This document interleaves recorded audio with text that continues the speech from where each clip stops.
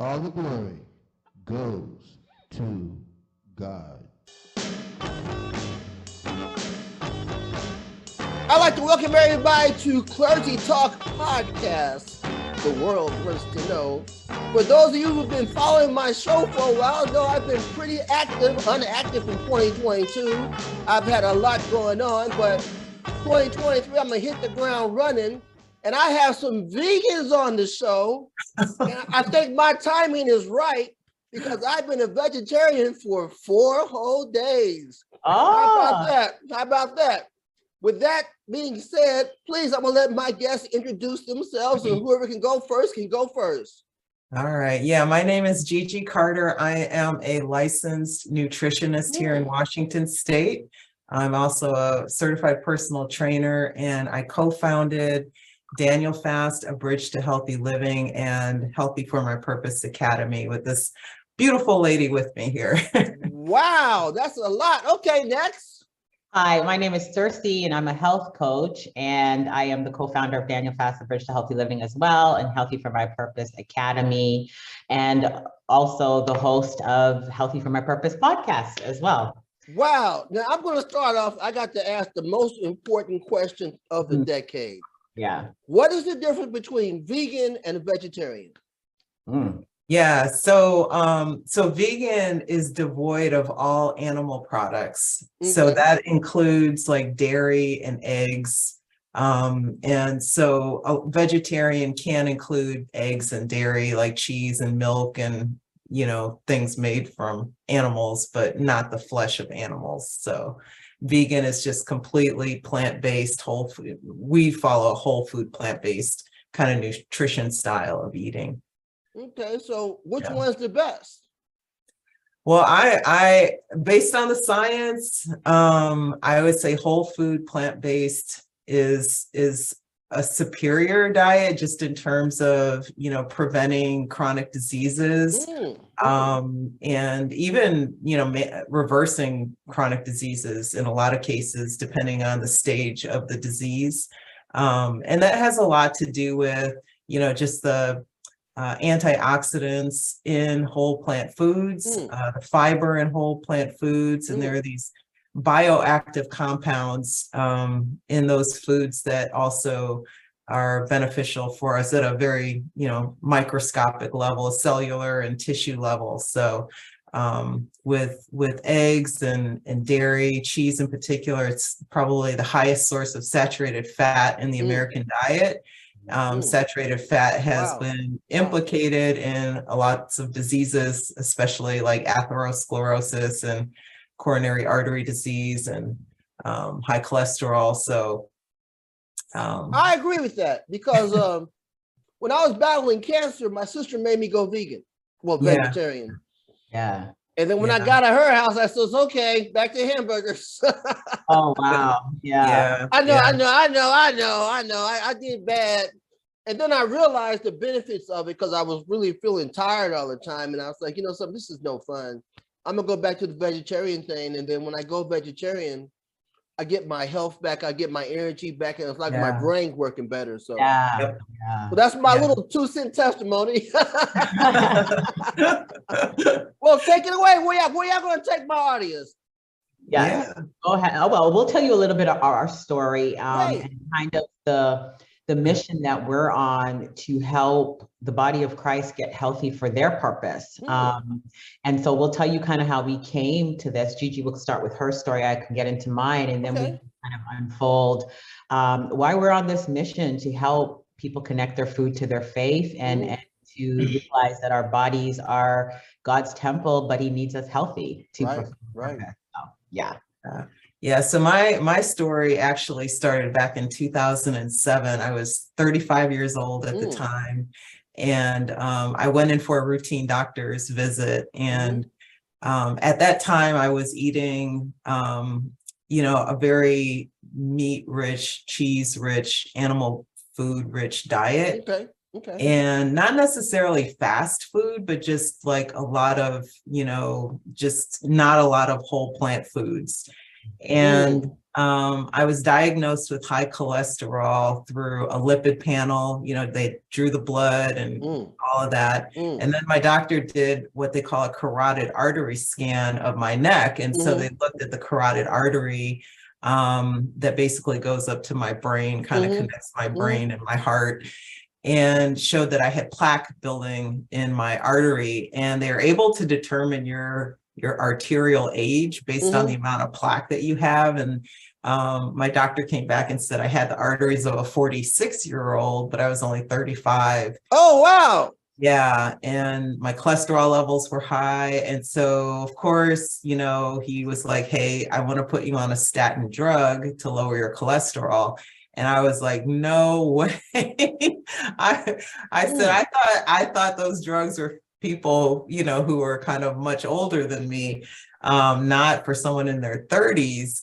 And so I politely refused and told him that I was not taking the best care of myself. And so I decided to kind of walk out without the prescription. That was my choice. All right, let me say something real quick. That took a lot of courage now. Yeah. So most people said, give me the drugs. Yeah. So well, I commend you for that. I commend you for that.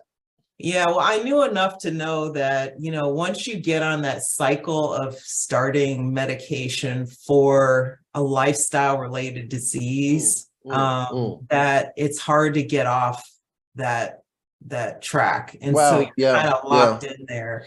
And I mean, I knew enough to know that I didn't want to start it, especially not at that age. And so I also learned around the same time about the work of Dr. Dean Ornish. He's a very famous lifestyle medicine physician. And he had actually done a very comprehensive, high quality study that looked at basically adopting some lifestyle techniques that included eating a whole food plant-based diet, and its power in reversing heart disease without the use of medications. And so it basically was just eating whole plant foods, a lot of beans, whole grains, vegetables, fruits, you know, and herbs and spices. And I remember saying at the time, you mean no cheese, no fish, no eggs, no this, no chicken, no.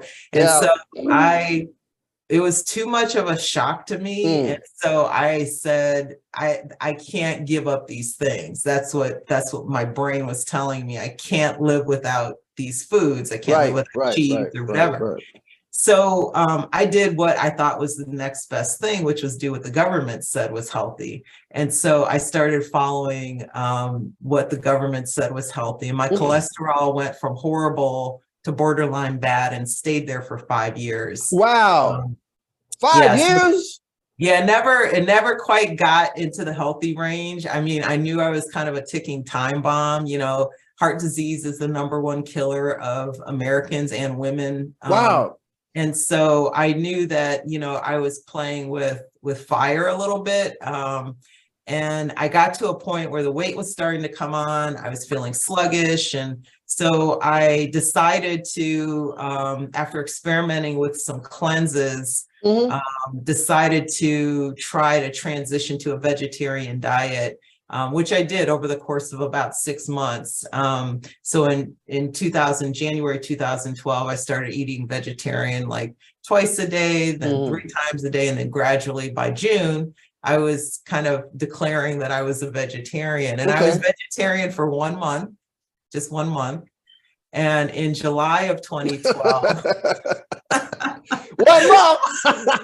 That's very most. I know. And so in July of 2012, which was over 10 years ago, almost coming up on 11 years, I, after watching a couple of documentaries, not just revisiting what I already knew about eating whole plant foods and its benefits to your health, but also just the broader implications of our food choices in terms of the environment, in terms of animal cruelty, animal rights, in terms of social justice, you know, that our food choices impact not just us, but, you know, it's much broader. And so I decided to adopt a whole food, plant-based vegan diet. Okay. And so it's been, like I said, coming up on 11 years, and it just completely changed my life for the better. Okay. Let me ask a question real quick. I got to ask this question. Yeah. Because I'm got mixed emotions about this.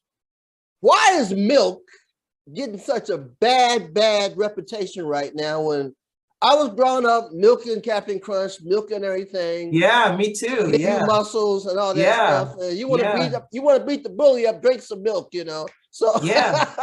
Yeah. Now they're telling me, Mike, put the milk down, it's bad for you. Well, I like milk. Come on now, somebody help me here.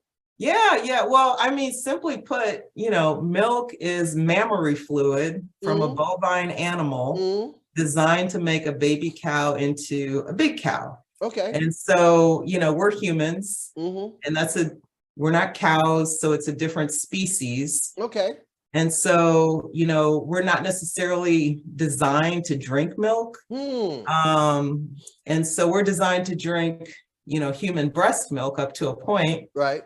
And then we wean ourselves off, and, you know, so that's kind of the short answer. Milk has also,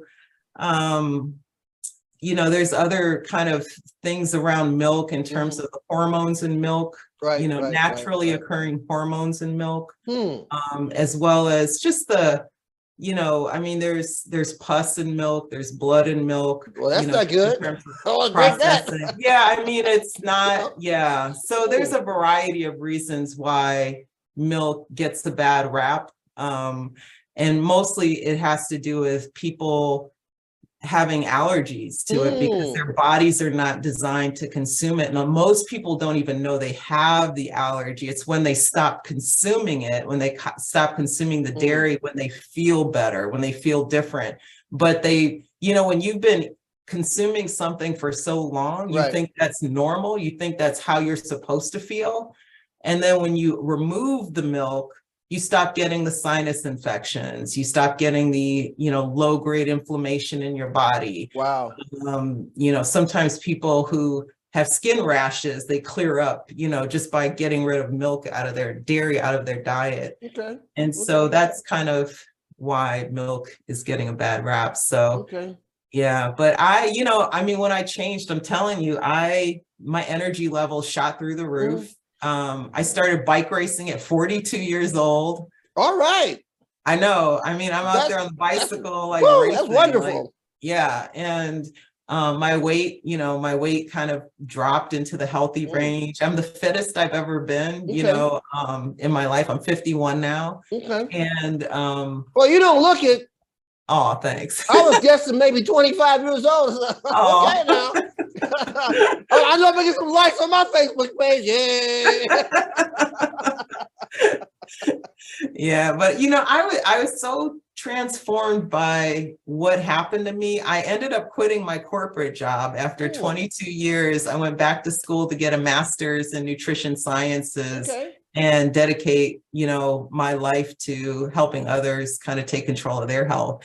And then in 2020, the pandemic hit, and I met Sersie virtually. We're like 3,000 miles apart. I'm in Washington. She's in Southern Georgia. So I'm going to turn it over to her and let her share her story, and then she can kind of share a little more about how we met. Yeah, because she orchestrated all this now. Okay. So we're ready to her to take over the show now. All right, let's hear it. Know about that, right? Yeah, definitely. But yeah, my story started in 2010 in my last trimester of my pregnancy. I was actually diagnosed with high blood pressure. Okay. So at the time, I didn't really think of it as anything alarming. You know, my mom had high blood pressure, my grandmother had it. And so it didn't really alarm me. I didn't understand the implications. And so what I didn't know then, but I know now, is that people or women that get high blood pressure when they're pregnant, they have higher rates of complications during delivery before, after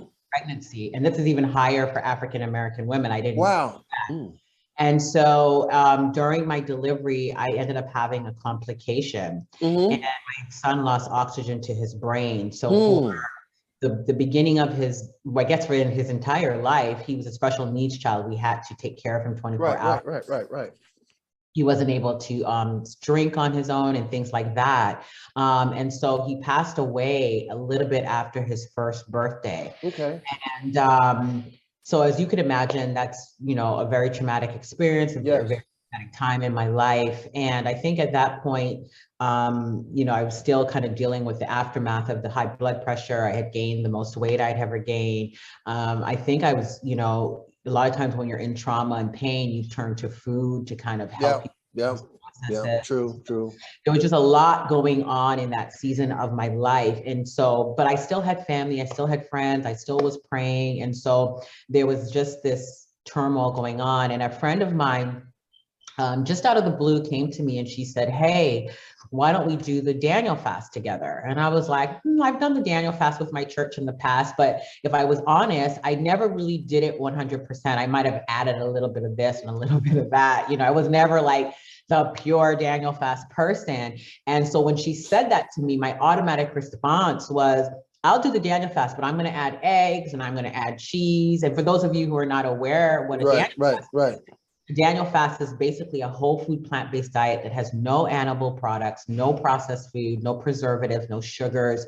So it's a very clean, holistic diet. And so at that time, because of everything that was going on with me, I wasn't sure if I was up to all of that. You know what I mean? Right. Wow. Oh no, I'm going to add this and I'm going to add that. And she just arrested me right on the spot. And she said, listen, if you're going to do the Daniel fast, you're going to have to do it exactly the way it's designed. So there's a devotional piece and then there's the food piece. And I said, okay.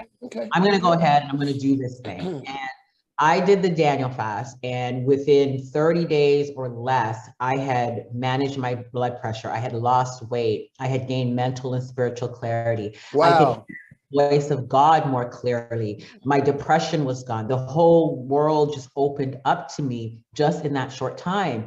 And so at that moment, I was like, what had happened here? Was this just like a miracle? Did God open the heavens and just, this was a miracle? I didn't understand, or was I just an anomaly? And so I started to do some research, and I kind of stumbled along the same studies that Gigi talked about, which is whole food plant-based diet is the only diet that can reverse heart disease, that can prevent or reverse diabetes. And it's the best diet for weight loss and for high blood pressure and for preventing cancer. And so the list just went on and on and on. And I was like, wait a minute, where have I been? How come I didn't get this memo? And so I started to dig back into the scriptures of the life of Daniel. And I said, wait a minute. The reason why we were inspired across the world to even do the Daniel fast is because Daniel was 10 times healthier than his peers. So I realized that what was going on in the scientific world in my modern day and what Daniel had experienced in the biblical day were actually in alignment. That what he was eating matched the science that was of today. And so I said to myself, wait a minute here, there is an absolute connection here between the Daniel fast and us living in modern times 10 times healthier than our peers. And so I too went on a mission to help people connect their food to their faith so that ultimately we could be healthy for God's purpose. And so in the middle of a pandemic, Gigi and I were both on our journeys, you know, doing our thing to help people in this space. And we were both seeing the statistics that were coming out that with comorbidities like high blood pressure, obesity, diabetes, were actually dying at a higher rate of COVID. It was even more drastic in the Black community. And so Gigi and I, we crossed paths through her coming on my podcast and something like that, but we both had this radical empathy for the fact that, wait a minute, we had the answer, because if you can manage your comorbidity, then you will be shielded against maybe another pandemic or the current pandemic. And so we came together and we built this Daniel Fast, A Bridge to Healthy Living, which is helping people kickstart their health using the Daniel Fast, inviting God into their health journey, to live, to basically reverse, prevent, manage chronic disease, and to live out that 10 times healthier lifestyle for themselves. That's interesting. I feel kind of bad because I've taught the book of Daniel a couple of times. I don't know how come I didn't grab the Daniel fast, like, you know. Let's go to the fiery furnace. That's the good stuff. What about that other part? What about but the you're beginning not, of it, you know? you're not alone though. I think a lot of people look at Daniel's life and they see him in the fiery furnace, and we see him giving the prophecies to the church, and he's a man of prayer. Right. But what we are forgetting is that when he was a teenager, he drew a land in the sign, it's sand, and said, I'm not going to eat the king's diet. And so he lived a life that was healthy, and it showed up in the fact that he lived this legacy of purpose. Right. And so that's the connection that we decided to make. Right. That's good. Yeah. Well, I think I'm gonna cut down all the trees in my neighborhood and put them on the grill now. That'll make some people mad. But you know what? It's not even, I think if we, it's not even so much about being mad, but I know it's a little bit disruptive in a way, because like you said, you kind of grown up with this idea. But the truth of the matter is, if the number one cause of death is heart disease, and you know, when Gigi and I did some studies, we realized that the people, they did some studies where they compared pastors and people that were in church, and then people in the secular world. And the people in the church were actually had higher rates of obesity than people in the world. And so to me, that seemed upside down, because we should be a Daniel in our own time, standing out. But a lot of times what we do is that a lot of churches around the world do the Daniel fast in January, start reversing their chronic health issues, but then go back to the same foods that were causing their problems in the beginning. And so what's happening is that we are— I'm guilty. I'm guilty. Yeah, we've all been there. Oh man. You know? But what's happening is that what happens, we're dying of heart disease, we're having diabetes, we're dealing with obesity, we're lacking energy, we're lacking spiritual and mental clarity. We're lacking all these things. And what suffers? The kingdom of God. Because where I could have died at 60, maybe I would have lived to 90. What could God have done with those 30 years? Or what did you do with those 30 years? So yes, it's about the food. Yes, it's about being healthy, but really it's about, are you able to live out God's purpose for your life for as long as you can, in the best way you can? That makes a lot of sense. So how did y'all meet online? What happened there? Yeah, so we I had a lady that was helping me with my blog, and she was writing an article that I had asked her to put together about the comorbidities and the disproportionate number of African Americans. All right, back up. Break that word down. Comorbidity. Yeah, break that down. Comorbidities are basically, those are just the chronic diseases that you get. They're sometimes they're called diseases of aging, but they're lifestyle related diseases. So they would include things like obesity, type 2 diabetes, you know, high blood pressure, high cholesterol, those kind of diseases. And so people with those comorbidities were dying at disproportionately higher rates than people who didn't have diseases. And so, as Sersie kind of mentioned, we both kind of had this you know, this shared empathy around that, and knowing the answer that if we address the disease, we can address the disproportionate number of African Americans dying from COVID. And so the lady who's working for me wrote this article, and then she found Sersie on the internet, reached out to Sersie and said, hey, we know you have this podcast, wanted to know if we could have a conversation with you on your podcast about this topic. And Sersie immediately responded yes. And so I was on Sersie's podcast, and then Sersie, you know, we just hit it off and just had such a connection. I invited her to my YouTube channel. And then after that, we just, you know, decided that, you know, there was something there. And so she helped me with a blog article on using the Daniel fast as a jumping off point to a healthy lifestyle. And then we got together and then created this program in the group. And so we've got a, you know, pretty large Facebook group. Yeah, we've got about over 10,000 in our private group. And it's growing. You know, we just continue to grow. And send me an invite. Okay. I need to change my mindset. Yeah. Burger King be calling me sometimes. I need a support group. Burger King is evil. So we created, as part of this, we created a Healthy Christian Woman Boot Camp, and men are absolutely invited to participate and attend. Great. So we don't exclude it, now I will say that the 5 days are very intense. This boot camp is not, just a light thing to, just to kind of pass the time. It's very intense. We have nightly sessions. We go live nightly. Wow. There's homework, there's accountability with that homework. And so the goal of that is to get to the root causes of what's keeping people, overweight or obese, in these chronic disease states, and then compelling them to take action and do something about it. So I'll let Sersie walk through the 5 days. All right. Here's a caveat with the 5 days, guys, we're actually starting this boot camp Sunday. So it's wow. Literally on the cuffs.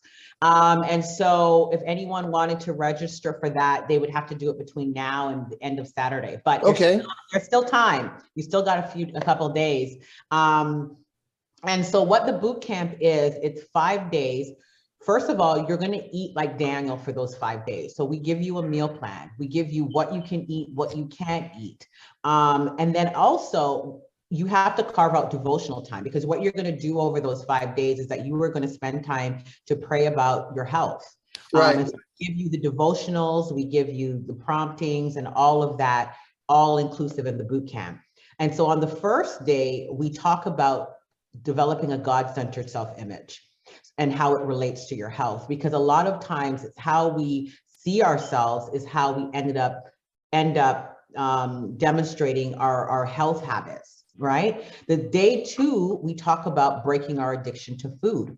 Right. This is a big one, because a lot of times there's a disconnect between, I have high blood pressure, but I'm still eating the foods that's causing the blood pressure. So what's going on behind those scenes? And so day 2 is about breaking our addiction to food. Right. Day 3 is talking about breaking generational patterns of poor health. Like I said earlier, I just assumed that because my mother had high blood pressure and my grandmother had it, that this was my destiny. So we talk about how you can be the impetus to breaking generational patterns of poor health, so that children's children don't have to take on that legacy, and you create a new legacy of health.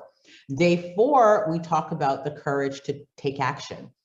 Because one thing we know in this whole health space is that people may know a lot, but actually taking action is where they're stuck. Right. A lot about the courage to go from the knowing to the doing and actually take action for your health. And then the last day, we talk about your health is your wealth. And so we talk about the connection between your ability to build wealth as it relates to your health, and how sometimes you can get stuck in this medical system and end up compromising your financial stability and the finances that you could actually pass on to your children and all of that other inheritance.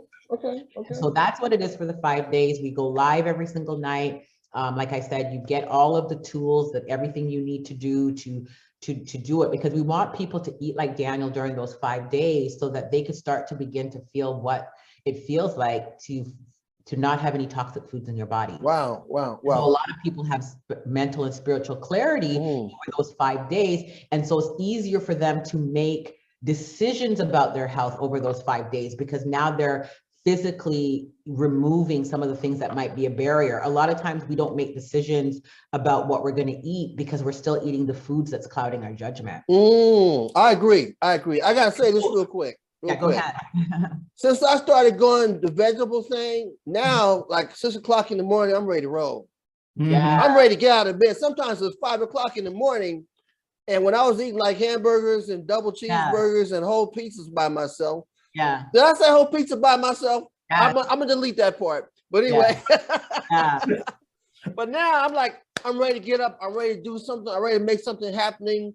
It's like my brain is working better versus eating all the meats and stuff. I just want to stay in bed all day. Like, Mike Happy ain't got no energy, you know? Yeah. So exactly. So I can testify to that. Yep. Yes, exactly. So that's what the Healthy Christian Woman Boot Camp is all about. It's open to men as well. And our goal is just to help people to get healthy, because we know that, I think unhealthy eating is like the enemy's backdoor into the church, because a lot of times we'll have funerals with somebody who passed away from a heart attack, let's just say, and maybe it was the lifestyle that contributed to some of it. I agree. We'll go to these funerals, but then after the funeral, we'll go downstairs in the basement and have the very foods that caused the heart attack. So there's a disconnect in the church. And we're trying to bring that message so that we can bring everything to alignment, saying that we need to take care of our temples, not just spiritually, but what we put into our bodies. Literally, we have to be that as well. Unfortunately, a lot of Christians believe that they just bless the food, it'll be okay. So I'm going to bless this pound of ham, right? Yeah. Now that I blessed it, I can eat it, right? Yeah. Well, no, it doesn't work that way, And that's the biggest disconnect, that we pray over food that's killing us. And then when we get the diseases, we go to God and pray for him to heal us of the disease. But wait a minute. So there's this crazy cycle that we're in. And so our mission is to help us break out of that cycle, to eat the foods that will edify our bodies, and to live in alignment to that. Well, I'll tell you what, we're running out of time, but we're going to have to do a part 2. Because this is some good stuff right here. We're going to have to get together and we're going to do a part 2, because I want to kind of like do a part 2 after y'all finish the boot camp. Does that make sense? Sure. Because this is some good stuff, and I need to get deeper into this stuff, because I know a lot of people need to be connected to the right foods and eating right, because I see that obesity has become a real big problem in America. We have so many young women and young men who just let themselves go, because they're getting, I'll tell you something really upsets me. When we have parents just getting their kids hooked on fast food at a young age. And then next thing you know, they done blew up, So I think a lot of that's based on not the correct education on how to eat. So I think this is a very important, with that being said, anybody have any last words or any other thing you want to give my audience before we take off? Just sign up for the boot camp and connect with us at healthyformypurpose.com. Okay. Make sure you send me an invite. And when I post this on my page, I got quite a few different pages. So I'm going to post this everywhere, and feel free to post the link on my profile as well. No problem. I'm going to let it come in, because I know you guys are, because, Okay. as long as I know who people are, they can post on my page. Oh, who's this person posting on my page? Yeah. But with that being said, I want to thank you for appearing, both of you, intelligent, health-wise young ladies, for appearing on Clergy Talk podcast. You have definitely given me a little stronger kick to make sure I become a vegetarian. Now, the vegan part, I don't know about all that yet. But You're so close. You're so close. I'm that close. Good. Just take that extra step. Exactly. But thank you very much for appearing on Clergy Talk podcast. Send me that invite, and I will keep everybody updated on when I start getting everything online. I'm going to have that online probably about 5 o'clock today. Okay. So y'all can get the word out to everybody else about what y'all doing. With that being said, y'all have a great day, a blessed year, and I'm going to keep your project in my prayer. Yes, thank you so much. Thank you so much. Thank you very much. All right. Bye. Bye.